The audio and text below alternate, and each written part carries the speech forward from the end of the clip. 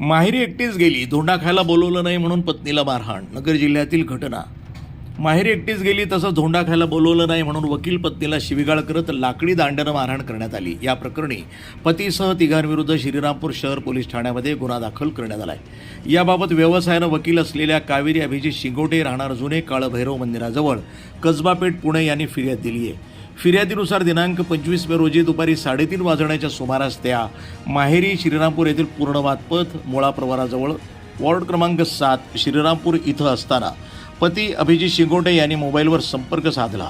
तू माहेरी एकटी का गेलीस, मला धोंडा खायला का बोलवलं नाही, असा जाब विचारत त्यांनी शिवीगाळ केल्याचं फिर्यादीमध्ये नमूद करण्यात आलं आहे. यानंतर पती अभिजित शिंगोटे, सासू मंदा शिंगोटे आणि भाया अतुल शिंगोटे हे माहेरी आले.